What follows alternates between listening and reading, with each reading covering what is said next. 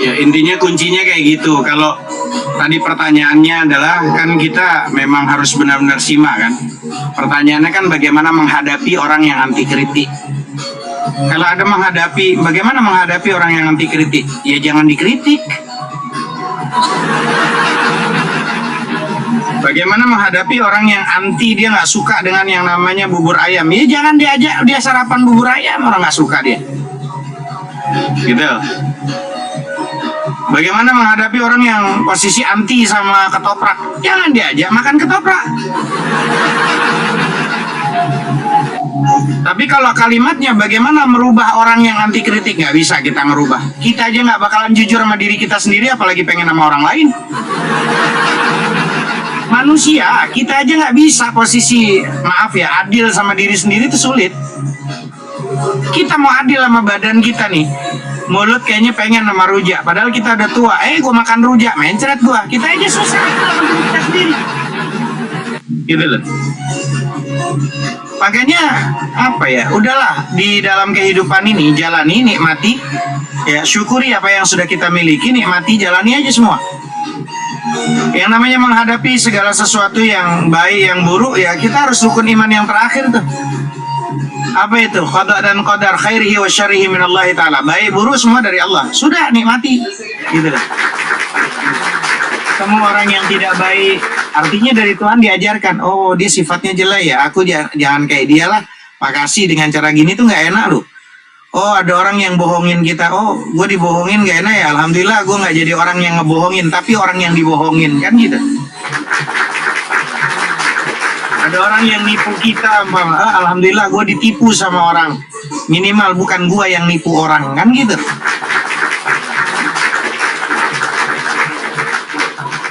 Nah makanya ya udah, yang namanya kita hidup di dunia ini kan sadar bahwa ini dunia bukan sorga. Hari ini kita ada di dunia, bukan di surga. Ketemu orang yang karakternya bermacam-macam, sudah jadikan pelajaran hikmah. Nggak asik lu jadi orang yang kayak gini, nggak enak lu, jangan lu gitu loh. Maka pentingnya kita ketemu sama orang-orang yang mungkin karakternya berbeda-beda. Maka di situ ada pelajaran penting yang memang kita harus pahami, bahwa untuk menjadi orang yang menyenangkan, menenangkan, ya, jangan jadi orang yang selalu bikin ruwet, ya, jangan jadi orang yang kalau dia datang malah bikin ribut. Karena ada tipikal kalau di TikTok, ya dia datang, udah nih ruwet nih kalau dia datang. Kayak gitu. Ada nggak teman-teman di TikTok tuh kalau kita lagi duduk nongkrong tiba-tiba malah minta permintaan lagi, ya dia datang nih, udah nih ruwet lah nih. Ada kan? Nah kita tinggal milih, jangan jadi orang yang kalau kehadirannya dia bikin kita kacau. Gitu. Maka jadilah orang yang bermanfaat, orang yang menyenangkan, orang yang menenangkan, orang yang membahagiakan. Gitu loh. Makanya saya pribadi, Ustadz gimana tuh ada orang begini, ada orang begini, ada wah. Kalau saya, kalau bukan urusan saya nggak mau ikut ribet. Bukan urusan saya. Saya selalu nasihatin, kalau bukan urusan Anda, jangan ikut ribet. Kenapa Anda harus urus urusan orang yang tidak ada kaitannya sama Anda? Ini nasihat nih buat diri saya dan buat teman-teman nih. Kalau mau hidup lebih tenang, lebih damai gitu, tinggalkan saja yang bukan urusan Anda. Itu kisah hidup mereka yang tidak bakal berpengaruh dalam kehidupan Anda. Maka jangan sampai lisan Anda mengungkapkan hal-hal yang bukan urusan Anda.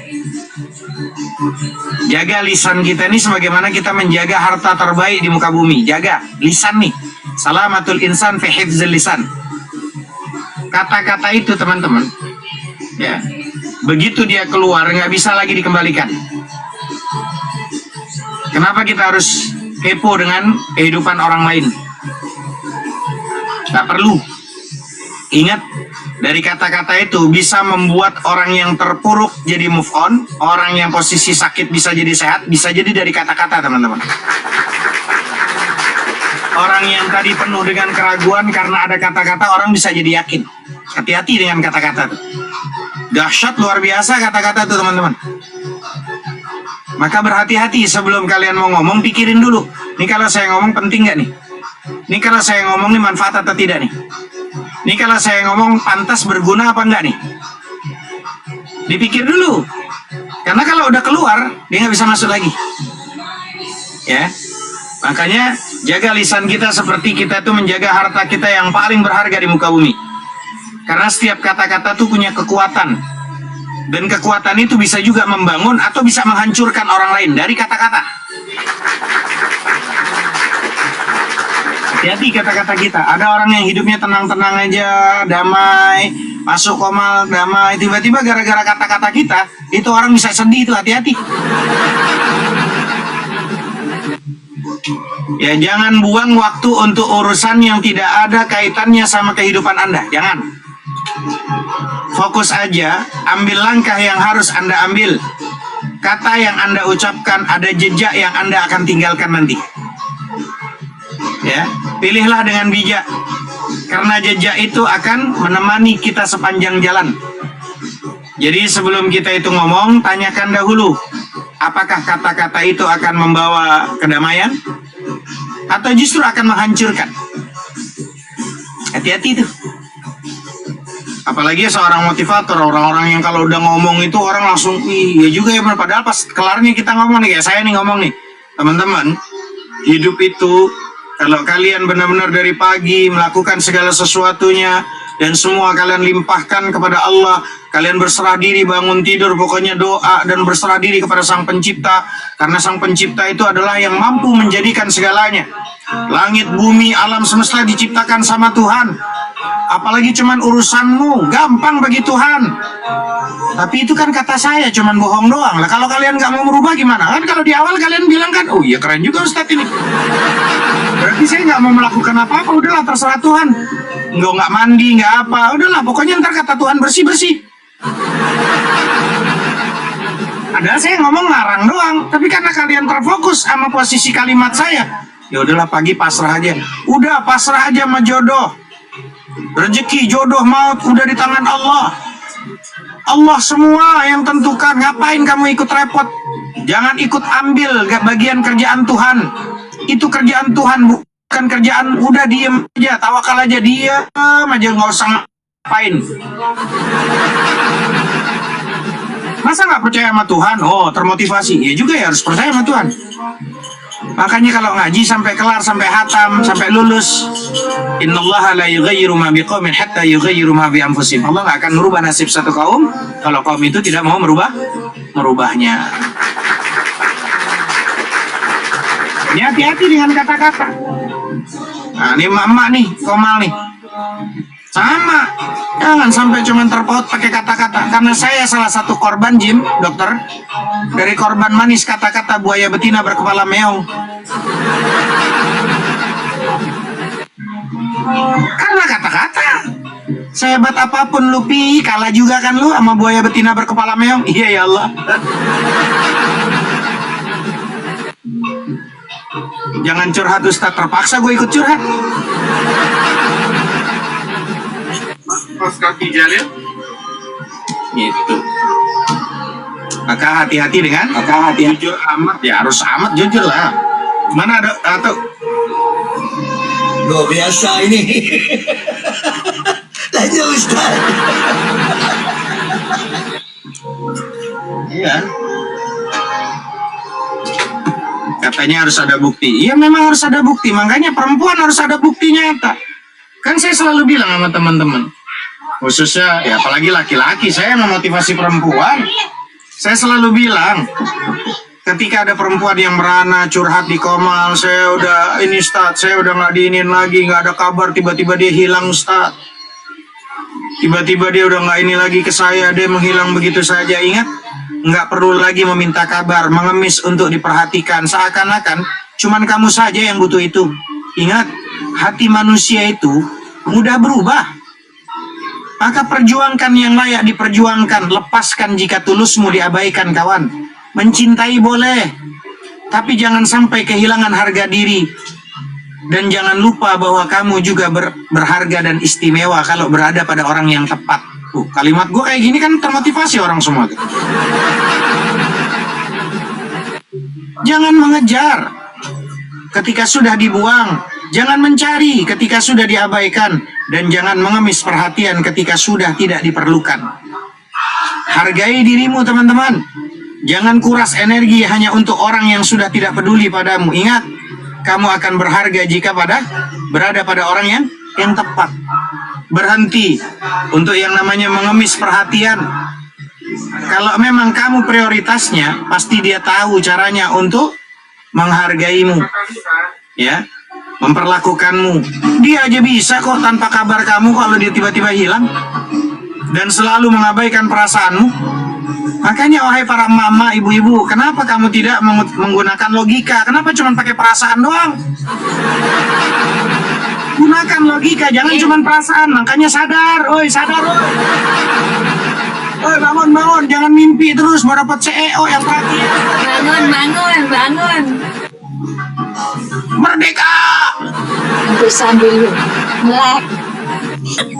Semangat kali Pak Ustadz. Ya kalau ada teman-teman di Komal itu suka sama orang, cinta sama orang, silakan.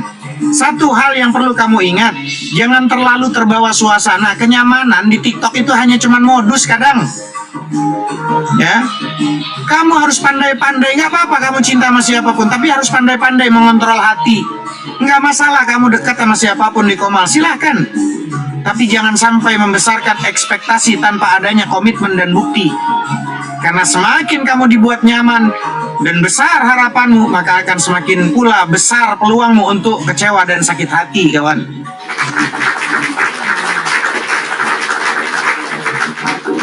Nah, kalau udah lagi merdeka harus semangat, merdeka! Sampai belum datang kata Ato ini, Ato Japri ini, Ustadz udah datang soundcardnya. Ini soundcardnya orangnya aja baru bangun ini. Iya, aku gojekin bentar lagi Pak Ustadz. Udah, baru bangun ya bener. Gimana mau sampai orang baru bangun, orangnya baru bangun. Orang-orang udah merdeka, kita udah lomba tarik tambang, panjat pinang saya sama Jimmy. Kita udah, pokoknya udah lomba gendong janda kita.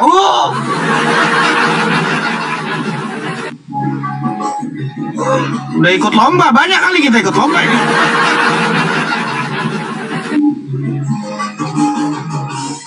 Merdeka.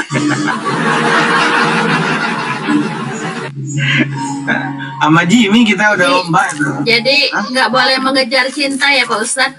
Tidak boleh mengejar, hanya menerima cinta yang datang. Begitu Pak Ustadz? Ya, bukan berarti tidak boleh mencari.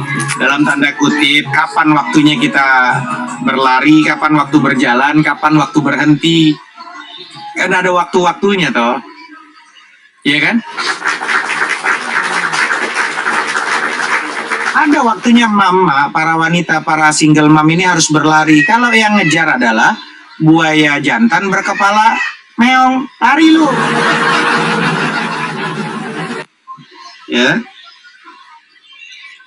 Sama, ada waktu kapan kita berlari, ada waktu kita berjalan, ada waktu kita berjalan santai, ada waktu kita berhenti.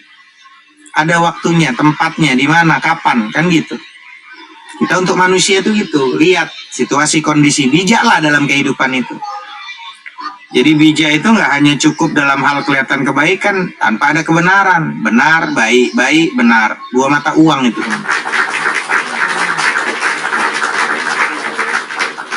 Ada kebenaran, tapi kalau disampaikannya nggak dengan cara yang baik gimana? Makanya bukan orang tidak mau mengikuti saran kita, tapi gaya dan bahasa kita yang kadang kurang menarik, teman-teman.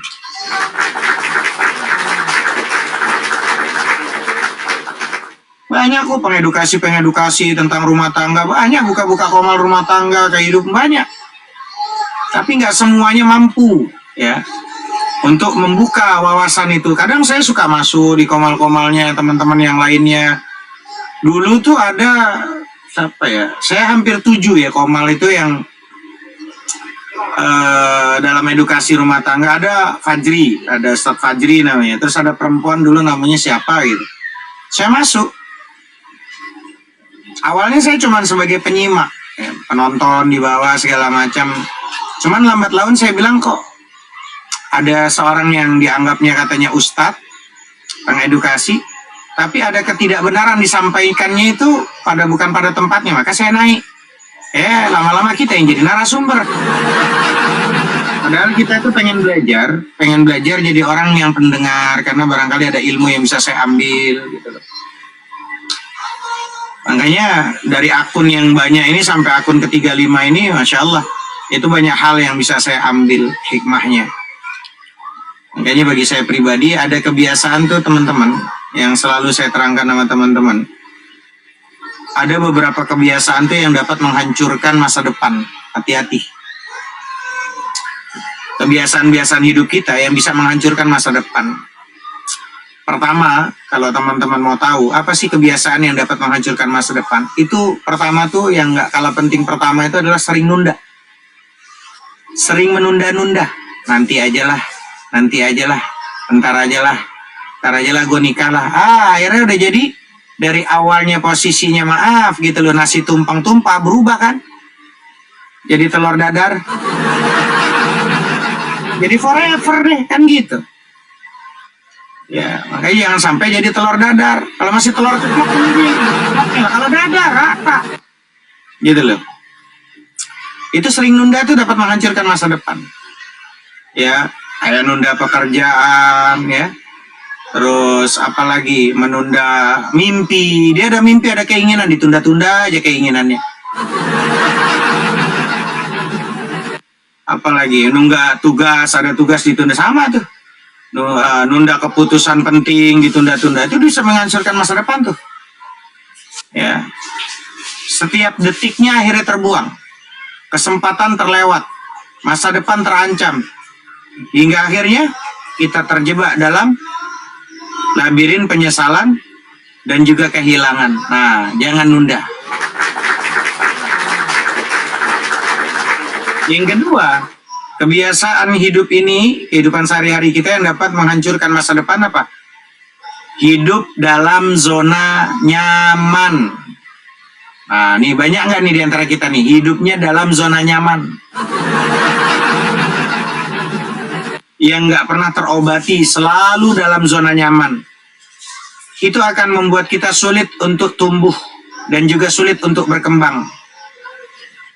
Kenapa? Karena membatasi potensi yang ada dalam diri kita.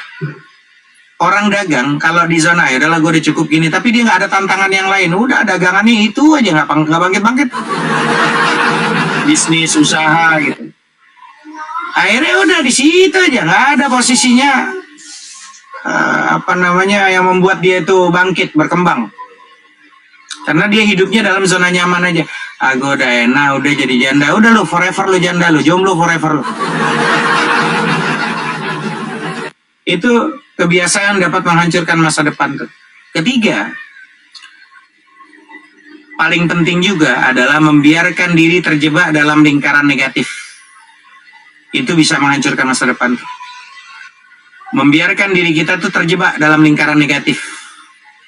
Mengeluh, mengkritik, dan juga bahasanya tuh selalu menghakimi tanpa henti gitu kan. Energi kita akhirnya terkuras, semangat kita terkikis, hubungan akhirnya terkoyak, masa depan yang cerah menjadi sebuah kabur ya, masa depannya tuh jadi kabur, yang cerah jadi kabur ya, oleh awan yang namanya nggak putus, oleh posisi yang berputar-putar aja di kepala kita tuh. Ya, itu yang ketiga. Yang keempat teman-teman, yang dapat menghancurkan masa depan tuh tidak mau belajar hal baru. Itu nggak kalah penting. Kalau orang nggak mau belajar hal baru, ya udah siap-siap dapat menghancurkan masa depan. Ya, mengabaikan kesempatan untuk belajar, untuk tumbuh, untuk berkembang. Dunia ini terus berubah teman-teman. Ikuti arus, berkembang ya. Tapi tidak diam di tempat. Masa depan kita jadi tertinggal jauh karena kurangnya pengetahuan dan juga wawasan. Maka perlu tuh ya belajar dengan hal-hal yang baru supaya masa depan kita tidak hancur, ya, tidak menghancurkan masa depan. Apa kebiasaan berikutnya yang membuat masa depan kita hancur? Tidak menghargai waktu. Orang-orang yang tidak menghargai waktu itu dapat menghancurkan masa depan, ya. Jadi orang yang memang tidak menghargai waktu tentu memiliki apa? Manajemen waktu yang buruk, karena dia nggak menghargai waktu. Manajemen waktunya buruk, nggak tertata dia, ya. Dia tidak membagi waktu dengan baik, ya. Makanya semua, ya, dia suka bermalas-malasan. Orang yang nggak bisa menghargai waktu suka malas-malasan, membuat waktu kita yang produktifnya itu untuk hal-hal yang kurang bermanfaat, gitu loh. Kebiasaan ini dapat menyebabkan masalah yang besar dalam kehidupan masa depan tuh, teman-teman. Meskipun kebiasaan itu, teman-teman, itu dapat namanya mengancam masa depan kita, kita memiliki kekuatan untuk mengubah arah dan memperbaiki jalan dengan apa? Dengan kesadaran, dan juga harus ada komitmen. Kita bisa kok mematahkan belenggu kebiasaan buruk tadi, ya. Ayo bangkit, ya, untuk mengukir masa depan yang lebih cerah, penuh potensi dan juga keberhasilan, ya. Maka di situ yang harusnya kita rubah tuh kebiasaan-kebiasaan semua itu. Nunda mau kawin, nunda kerjaan, nunda mau nikah. Iya, nunda pengen ngutarain suka sama orang, ditunda-tunda, akhirnya ada orang lain yang suka. Ya, nunda semuanya itu nunda tuh. Nunda kemerdekaan. Nah, kemerdekaan itu kan dulu sejarahnya sampai ditunda-tunda, tapi enggak kan? Harusnya nggak terjadi 17 Agustus, coba lihat sejarahnya. Indonesia merdeka itu harusnya bukan 17 Agustus, masih mau ditunda, tapi nggak bisa. Akhirnya terjadi 17 Agustus pas merdeka gitu. Makanya penjajahan di muka bumi harus dihapuskan, walaupun memang suami di dalam rumah masih terjajah.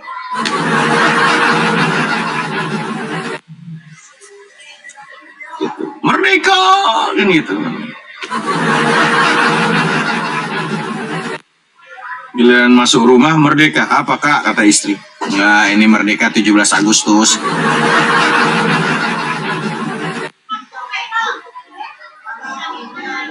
Itu bilang, tapi saya belum merdeka dari penindasan istri. Kan tadi saya sudah bilang, penjajahan di muka bumi harus dihapuskan, kecuali yang ada di dalam rumah kita masih terjajah.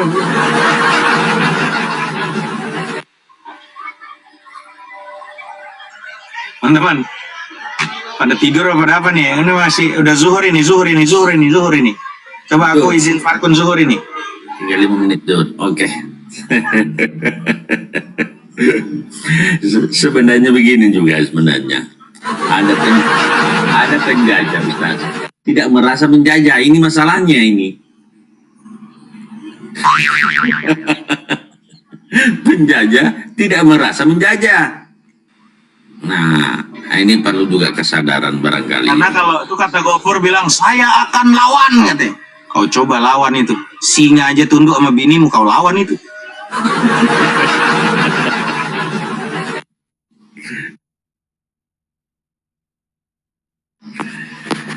Subhanallah. Tadi ada 5 faktor ya, yang menjadi 5 ya Ustaz ya. 5 menjadi penghambat dalam kemajuan. Iya.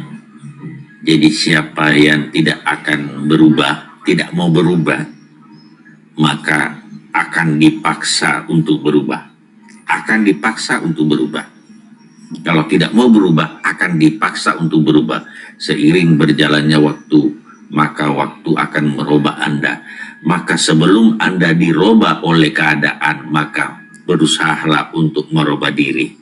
Karena orang yang dirubah oleh keadaan, hasilnya jauh lebih buruk daripada kita berupaya untuk merubah diri sendiri. Itu kata Ustaz Nabi. Seperti itu keadaannya, saudara-saudaraku. Jadi kita memang harus punya tekad baik untuk merubah kepada arah yang lebih baik. Kita tidak segitunya. Karena perubahan pasti terjadi. Perubahan pasti terjadi. Tidak ada satu aspek pun di dunia ini yang tidak mengalami perubahan, akan mengalami perubahan, dan perubahan itu akan kita ikuti. Nah, kalau kita selalu duduk pada titik nyaman, tidak ingin berubah, apa yang disampaikan Ustaz tadi, maka akan digilas oleh perubahan, akan dirubah oleh keadaan, akan dirubah oleh zaman, akan dirubah oleh waktu, maka akan terjadi perubahan yang dipaksakan.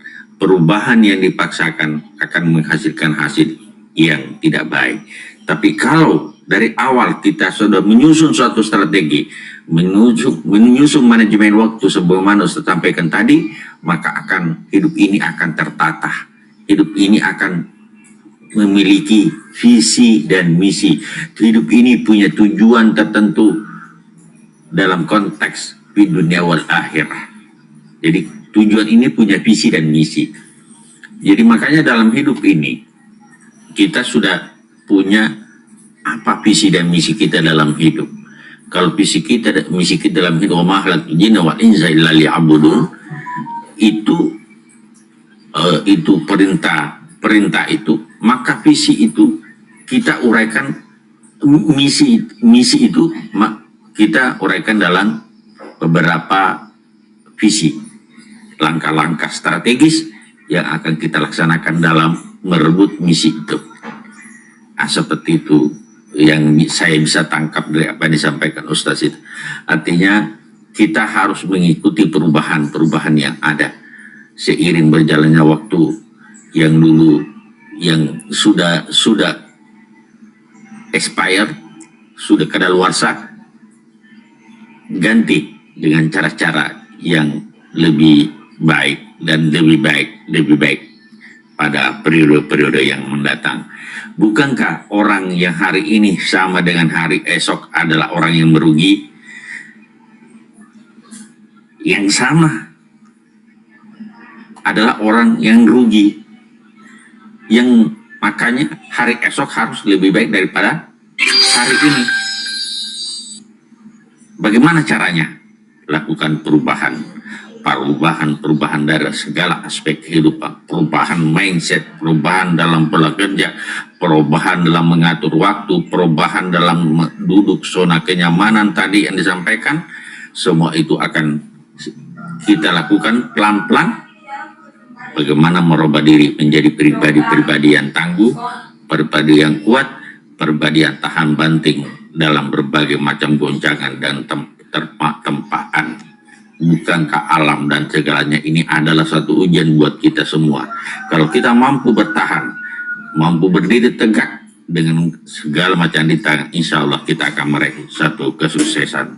Demikian mungkin tambahan sedikit. Silakan lanjut murid pertama. Pertama masih eksis? Sudah tidak ada, sudah ibu. Sudah tidur barangkali Bu Jimmy ini. Alam buana dia itu, warawiri. Jangan-jangan sambil masak, Pak Dok. Iya, Atok silakan Tok. Oh, ada sebentar kerja, silakan. Iya, makasih. Jimmy lagi terjajah itu di muka rumahnya dia, bukan muka bumi. Jimmy lagi terjajah itu.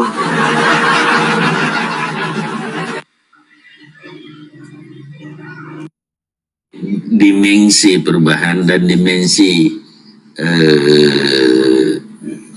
tadi saya sedikit singgung tentang menyamakan frekuensi. Ini juga Ustaz ya, menyamakan frekuensi dalam konteks bergaul dengan seseorang itu. Ini ada profesor pernah berkata seperti itu kepada saya. Ada satu profesor, saya duduk-duduk bersama-sama di satu warung. Saya, Prof, bagaimana bisa kita bergaul dengan seseorang? Apa katanya? Kita samakan frekuensi. Nah, ini menyamakan frekuensi ini yang susah. Karena kadang kita ego kita yang selalu mau diikuti. ini dalam konteks kebaikan ya, dalam konteks kebaikan, samakan dulu frekuensi, baru kita bicara. Kalau frekuensi masih berbeda dalam konteks hubungan batin kita bisa merasakan itu terjadinya perbedaan frekuensi antar satu dengan yang lain. Maka ketersambungan dengan orang-orang sebagai mitra atau partner kerja atau partner bisnis atau partner apapun dalam segala aspek kehidupan, kita harus samakan frekuensi supaya seiring dan sejalan dalam mencapai visi dan misi. Kalau kita sebagai pengusaha, kita sebagai sesuatu yang bergerak dalam bidang usaha, maka kita harus samakan frekuensi. Itu yang penting juga dalam konteks tadi, membangun hubungan, human relation, membangun hubungan dengan mitra kerja. Sama dengan Ato ini, contoh Ato coba lihat, dalam konteks itu ada kesamaan frekuensi itu. Sambil ini dia bicara-bicara, membangun human relation, membangun komunikasi, dan orang merasa enak. Saya pribadi ini, saya pernah terjadi seperti ini. 1 bulan saya tak kena, saya punya tukang cukur pergi keluar ke Jawa, pulang kampung. Padahal ada 20 tukang cukur lebih di sini. Saya tunggu pulang dia dari Jawa baru saya mencukur. Kenapa? Memang sudah terjadi hubungan komunikasi yang baik. Nah, seperti itulah namanya dalam konteks hubungan relasi, dalam membangun kemitraan, dalam hal bekerja dan sebagainya. Ini perlu kesamaan frekuensi. Makanya saya sebagai seorang dokter, kenapa kesamaan frekuensi itu penting? Karena orang dulu di depan saya itu orang-orang yang semua sudah bukan orang-orang sehat, orang-orang sakit. Nah, bagaimana orang sakit ini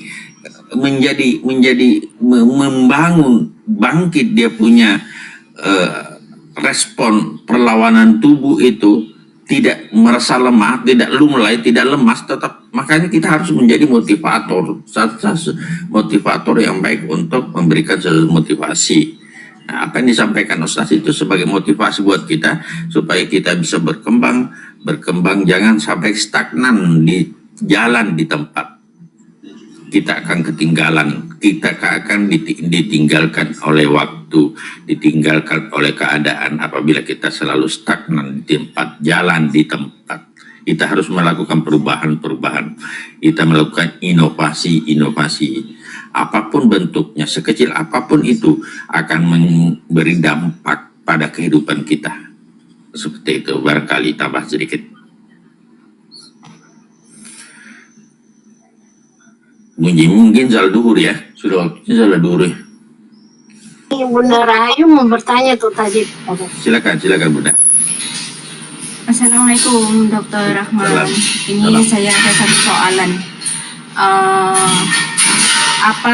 Apakah benar wanita yang sudah menjalani operasi yaitu steril, kehilangan indung telur, itu dalam hubungan suami istri itu bisa rasa itu berbeda? Ya, ibarat kata kita makan nasi rawon itu sudah lain rasanya kayak gitu.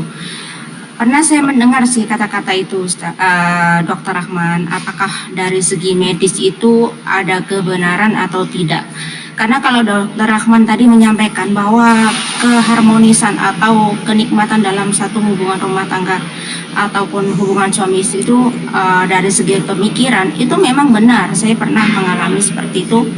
Karena saya juga mencari saran dari seorang dokter perempuan ya. Saya mengalami pertanyaan yang sedemikian rupa, dokter, karena saya dulu nggak pernah merasakan yang dinamakan hubungan itu senikmat apa kayak gitu. Karena saya merasa sudah nggak bisa punya anak lagi, kemudian kan timbul rasa tidak was-was kan. Beda kalau orang pakai masih kontrasepsi lain kan, masih ada hubungan was-was kehamilan kan. Di saat itu saya sudah kan merasa tidak ada keturunan lagi. Jadi dengan suami itu bisa menikmati gitu dokter. Apakah benar kalau ada orang yang mengatakan sudah kehilangan indung telur itu bisa mengurangi rasa kenikmatan itu? Nah itu saja Dokter Rahman yang saya ingin tanyakan. Terima kasih jawabannya. Kontrasepsi tubektomi itu Bunda tidak mengangkat indung telur, hanya menutup saluran telur, sehingga dalam aspek hormonal tidak terganggu. Makanya yang berubah itu mindsetnya tadi, pola pikirnya yang terganggu sehingga hormonal ikut terganggu. Seandainya sudah dipahamkan, sudah dikasih tahu bahwa tidak ada pengaruhnya tubektomi dalam sistem hormonal wanita. Saya kira saya sudah terangkan dulu. Tetapi vasektomi berpengaruh, tubektomi tidak. Untuk perempuan sama saja, tubektomi dengan tidak sama saja, karena produksi hormonalnya itu ada di indung telur. Indung telur tidak diangkat, hanya ditutup saluran telurnya. Kalau indung telur diangkat dua-dua, berpengaruh. Saya katakan berpengaruh. Kalau tumor indung telur dia angkat dua-dua, kalau masih ada sebelah juga masih berfungsi karena hormon masih ada. Hormon itu dibuat oleh indung telur. Cuman satu memang tidak bisa lagi punya keturunan kalau dilakukan kontrasepsi namanya tubektomi itu. Jadi yang Bunda Rahayu alami adalah merubah mindset pola pikir bahwa saya lagi tidak begini lagi, tidak pernah akan merasakan nikmat lagi. Itu karena Anda sendiri yang menciptakan. Seperti itu Bunda. Tidak ada pengaruh. Oke, terima kasih Ustaz jawabannya. Karena kan saya ada ini pengalaman bertemu orang yang begitu kan.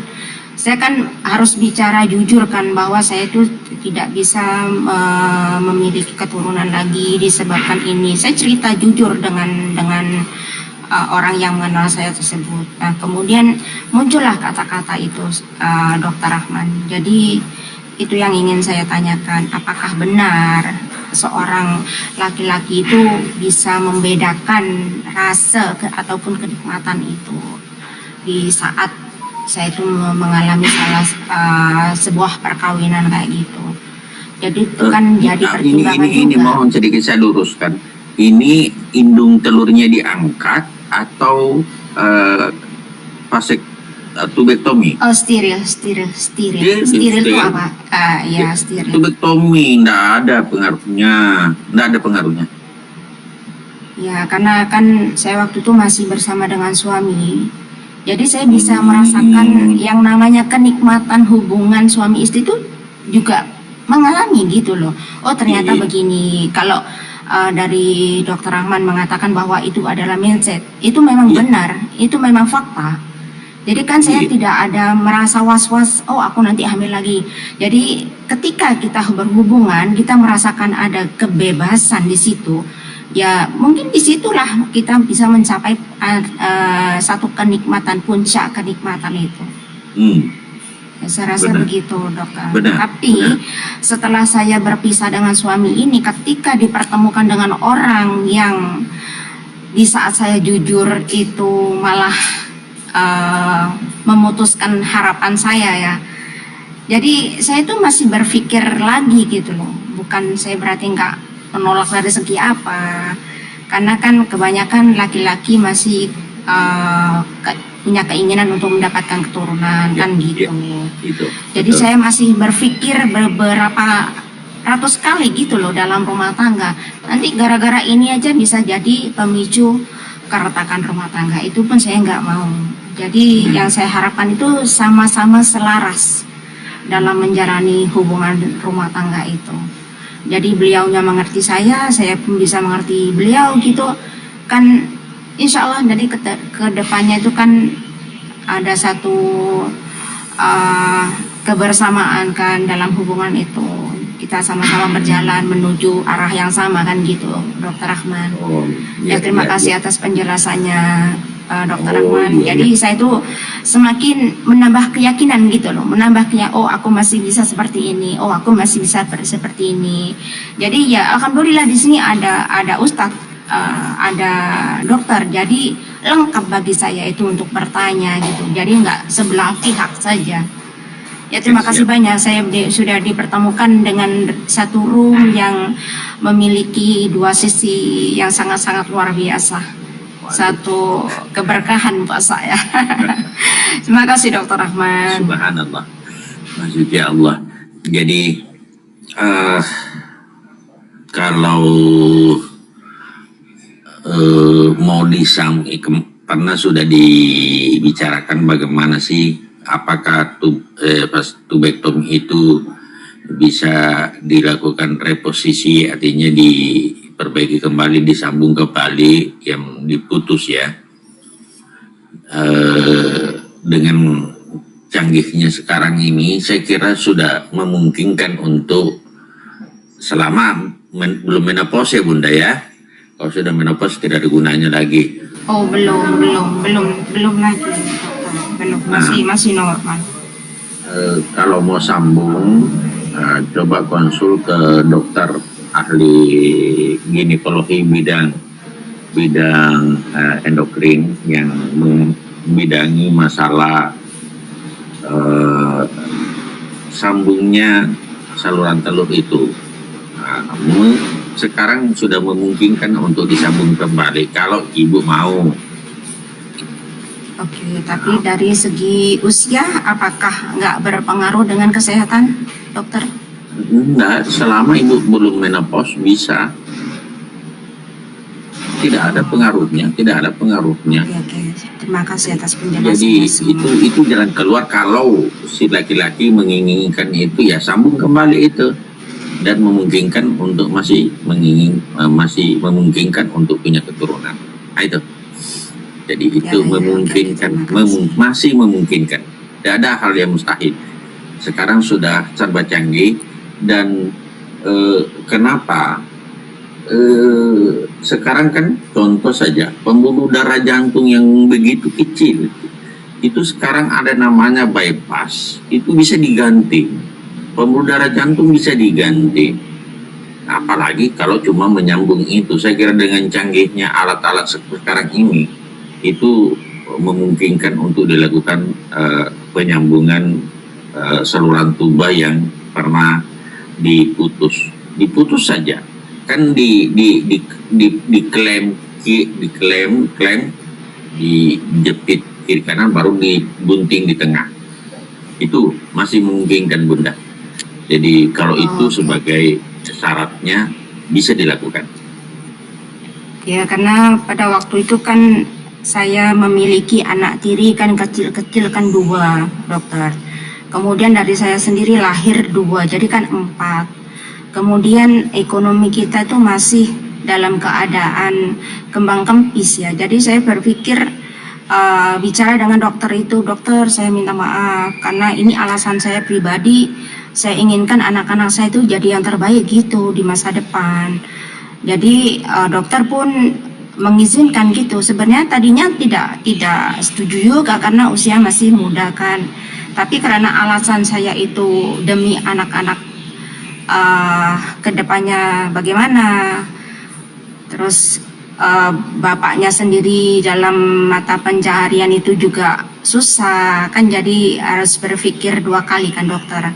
Akhirnya saya putuskan untuk steril itu, dokter juga memperbolehkan ya, jadilah satu operasi steril itu saat saya melahirkan sesar yang kedua.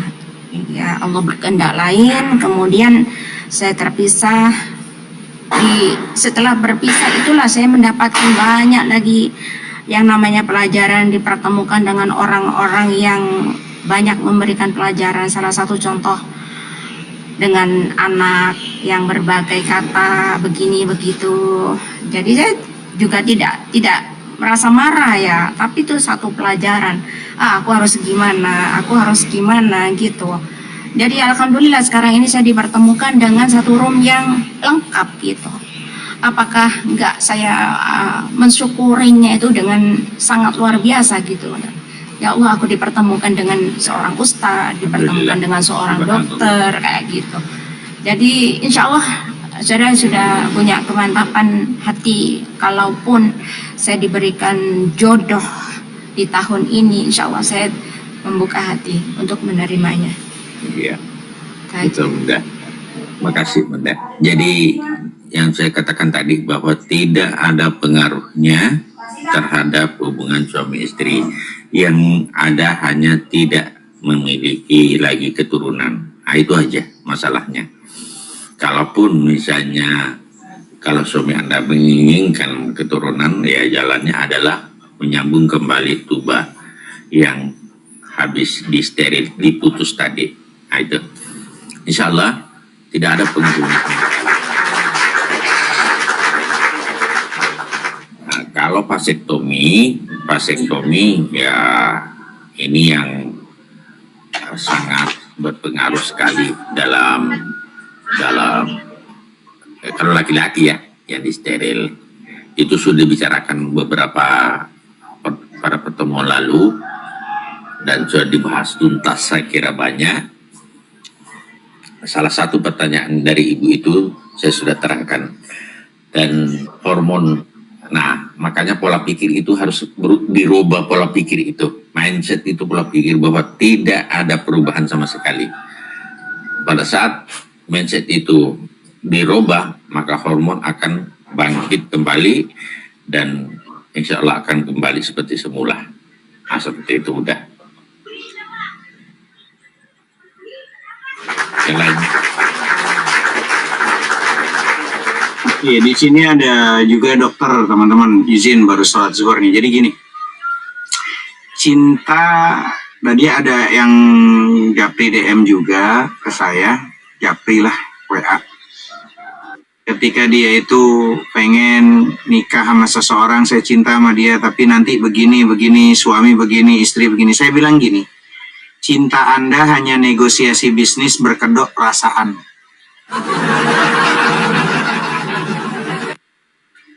Jadi cinta Anda tuh hanya negosiasi bisnis berkedok perasaan. Kalau Anda masih merasa sakit hati karena cinta, itu bukti bahwa Anda itu sebenarnya tidak sedang mencintai, melainkan sedang bertransaksi tuntutan.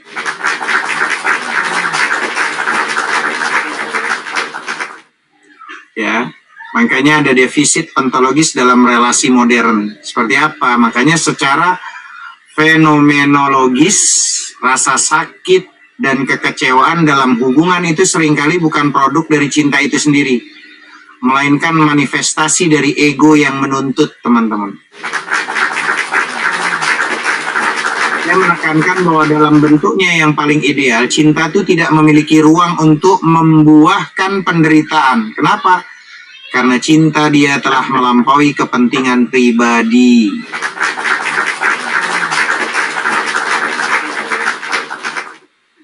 Kekecewaan tuh muncul ketika kita tuh gagal menerima objek cinta. Kita nerima, ini gagal nih kita nerima objek cinta apa yang adanya, dan justru memaksakan standar subjektif kita kepada dia, betul nggak? Saat kita berkata, saya mencintaimu tapi, kalau udah ada kata tapi itu, di titik itulah cinta kehilangan esensi spiritualnya dan merosot menjadi sekedar negosiasi kontrak sosial yang rapuh.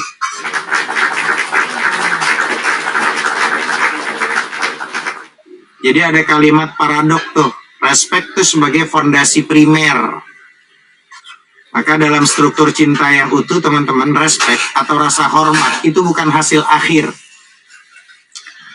melainkan prasyarat fundamental yang harus ada di awal, harus ada dari awal dulu. Mencintai dengan syarat seperti menuntut pasangan untuk berubah total sebelum diterima. Ini adalah bentuk penolakan terhadap eksistensi manusiawi mereka yang sebenarnya. Tanpa respect, teman-teman. Hubungan itu hanya upaya dominasi satu pihak atas pihak lain. Cinta yang otentik itu menuntut keberanian untuk menerima realitas pasangan secara total. Bahkan sebelum proses transformasi atau pertumbuhan bersama dimulai itu. Kalau Anda, teman-teman, kalian belum bisa nerima dia apa adanya, maka Anda sebenarnya belum mulai mencintai itu.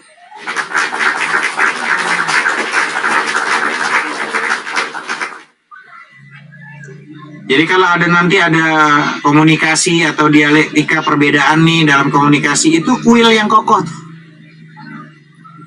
Ya, banyak kalimat-kalimat saya yang modern ini ya, orang-orang pengagum cinta ya, mahabbah atau mau Jalaluddin Rumi kalau dulu ada, nanti Khalil Gibran, ada sekarang zaman-zaman di TikTok atau di Facebook, ini Dr. Faiz, banyak sekali.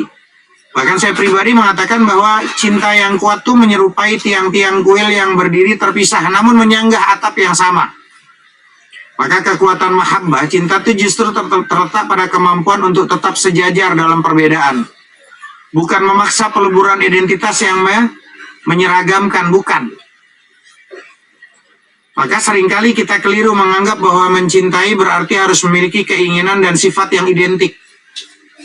Padahal cinta yang dewasa adalah tentang bagaimana dua individu yang berbeda dia tetap saling menghargai tanpa harus saling meniadakan keunikan masing-masing demi memuaskan ekspektasi satu pihak.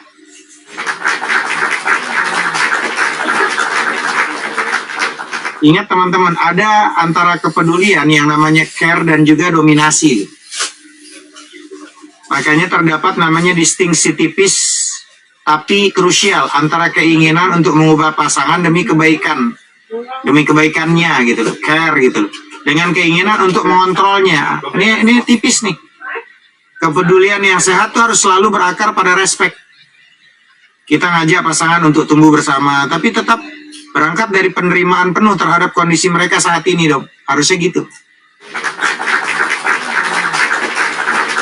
Dan kalau sudah memiliki kayak sifat posesif nih, ini seringkali disalahartikan sebagai tanda cinta yang dalam tuh kalau ada posesif tuh. Padahal bukan. Padahal itu adalah bentuk kegagalan dalam menghargai otonomi pasangan. Ketika kita melarang apa yang mereka sukai hanya demi kenyamanan kita, kita sebenarnya itu sedang mencederai hakikat cinta yang membebaskan, bukan membelenggu, teman-teman. Kayaknya nanti ada namanya fenomenologi jatuh cinta. Kenapa terminologi yang digunakan adalah jatuh? Kenapa? Makanya secara filosofis ini menunjukkan kondisi di mana subjek kehilangan kontrol rasionalnya dan menyerah total pada kekuatan afeksi yang datangnya menyergap. Nggak ada orang yang pengen jatuh kan, tiba-tiba jatuh aja.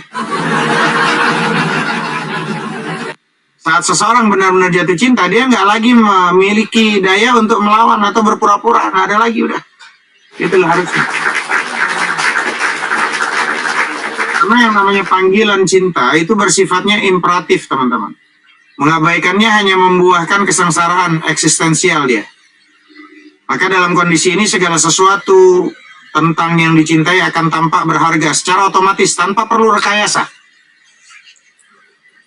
Ya, maka cinta yang jenius yang akan memanifestasikan kepedulian dan juga kegembiraannya secara spontan aja. Bahkan dari hal-hal yang paling sederhana sekalipun. Jadi teman-teman, buat teman-teman yang sudah tanya japri saya, apakah selama ini Anda benar-benar saling mencintai pasangan Anda? Atau hanya sedang mencintai versi ideal yang Anda paksakan pada mereka? Lalu pertanyaannya lagi, apakah cinta Anda membebaskan atau justru menjadi penjaga bagi mereka? Nah, kalian yang tahu tuh. Itu ya, yang sudah DM. Ya mudah-mudahan sehat selalu lah teman-teman. Tetap semangat belajar dari kehidupan.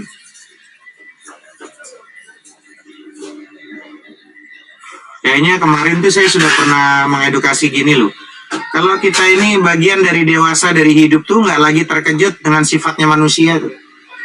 Itu bagian paling dewasa dari hidupnya. Apa? Dari kehidupan tuh apa? Nggak lagi terkejut dengan sifat manusia. Kalau masih ada yang terkejut, berarti dia masih belum manusia tuh, masih manusia-manusiaan tuh. Artinya dia nggak punya kesadaran tuh, masih tidur tuh dia tuh, manusianya masih tidur, nggak sadar dia. Ini dunia, woi. Karena yang namanya kedewasaan itu nggak hanya diukur dari bertambahnya usia, teman-teman, tapi juga dari bertambahnya pemahaman tentang manusia. Makanya seiring waktu kita akan menyadari bahwa nggak semua kebaikan dibalas dengan kebaikan. Nggak semua ketulusan dihargai. Nggak semua orang yang tersenyum di hadapan kita itu benar-benar menginginkan yang terbaik untuk kita. Nggak. Kehidupan itu perlahan membuka tabir bahwa manusia itu adalah peraduan antara kebaikan dan kelemahan. Antara ketulusan dan kepentingan. Antara yang namanya kesetiaan dan kemungkinan untuk berubah. Ya. Makanya pengalaman mengajarkan bahwa harapan yang terlalu tinggi terhadap manusia itu sering menjadi awal dari kekecewaan. Kita terluka bukan hanya karena tindakan mereka, tapi juga karena menganggap mereka akan selalu bertindak sesuai dengan nilai yang kita pegang, teman-teman. Itu masalahnya. Padahal yang namanya setiap orang, setiap manusia itu memiliki cara berpikir, kepentingan, luka, dan batas kesabarannya masing-masing, kan? Memahami kenyataan ini bukan berarti menjadi sinis, melainkan menjadi lebih bijaksana dalam menaruh harapan dan kepercayaan kepada manusia lainnya. Nah, kedewasaan juga tuh membuat seseorang berhenti menghabiskan tenaga untuk mempertanyakan kenapa orang lain berubah. Karena dia memahami bahwa perubahan adalah bagian dari kehidupan. Ada yang datang hanya untuk singgah, ada yang bertahan, dan ada yang pergi setelah mendapatkan apa yang dia inginkannya. Nah, semua itu tidak selalu bisa dikendalikan. Yang dapat dijaga hanya sikap dan juga nilai yang tetap kita pegang. Meski orang lain memilih jalan yang berbeda.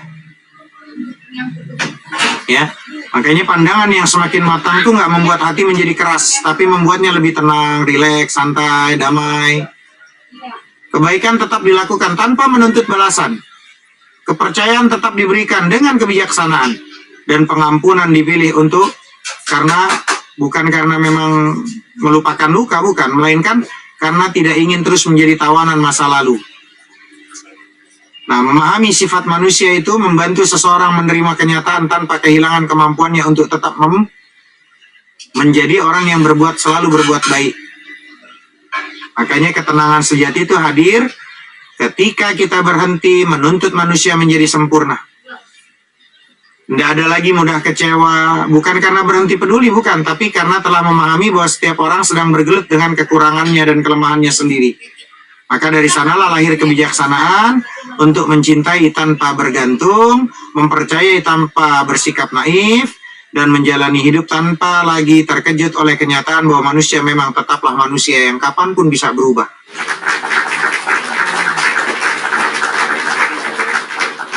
Itu ya teman-teman. Allah Ta'ala alam bisawab.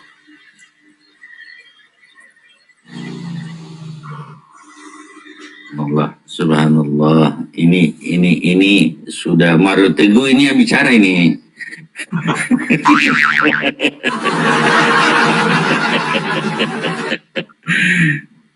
Apa namanya? Golden Way. Masih ingat dulu Golden Way yang selalu kita ikuti di televisi itu. Nah, itulah menjadi orang yang bijak kan. Nah, susah betul ya. Tapi insya Allah, subhanallah. Ini ada Cahaya nih, Cahaya, Bunda Cahaya apa nih tamu? Assalamualaikum. Cahaya.